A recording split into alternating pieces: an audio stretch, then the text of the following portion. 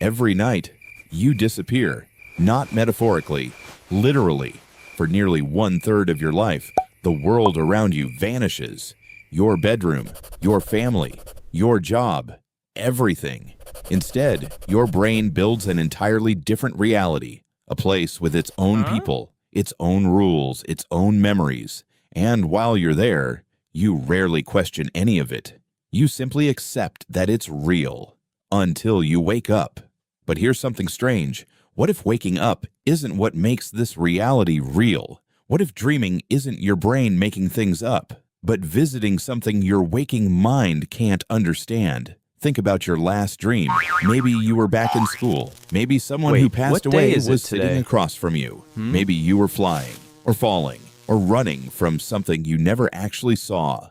None of it made sense. Yet while it was happening, you believed every second of it. That's because during REM sleep, the logical part of your brain becomes less active, while the emotional and visual regions become incredibly active. Your brain isn't checking reality anymore. It's generating experience. In other words, your brain treats dreams almost the same way it treats waking life, which raises a strange question. If your brain can create an entire world that feels completely real, how do you know this world isn't created the same way? Part 2. Why do we dream about places we've never been?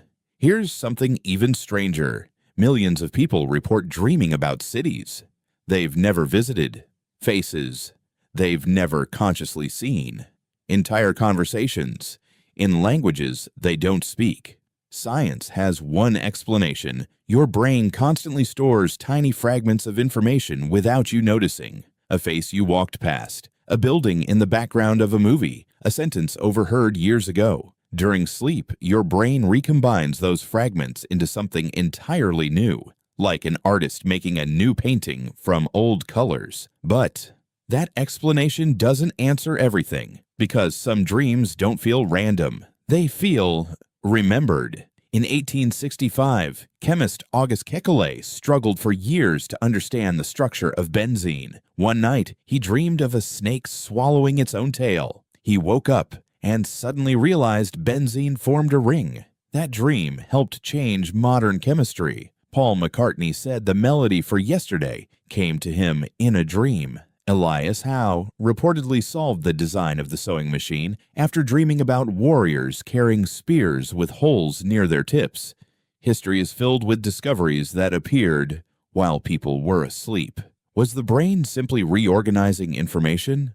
Or does sleep unlock ways of thinking unavailable during the day? Scientists still debate the answer. If dreams come from your own brain, why can't you decide what happens? Why can't you simply choose to dream about winning the lottery or meeting your favorite celebrity?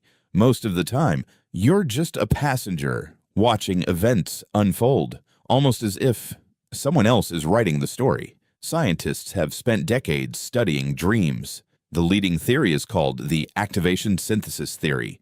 According to it, your brain stem fires random signals during a REM sleep, and your cortex desperately tries to turn those signals into a meaningful story. Another theory says dreams help simulate future dangers, a kind of virtual reality created by evolution. Others believe dreams strengthen memories, process emotions, or prepare you for tomorrow. Each theory explains part of the puzzle. None explains all of it.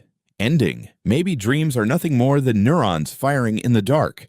Maybe they're your brain cleaning itself. Maybe they're emotional therapy. Or maybe they're something we've barely begun to understand. Because every night, for about 2 hours, you become someone else. You accept another reality. You experience fear, love, loss, joy. And then you wake up believing that world wasn't real. But think about this. While you were dreaming, this world was the one that disappeared. So here's the question. If one reality can feel completely real until you wake up, how can you ever be completely certain which one you're in?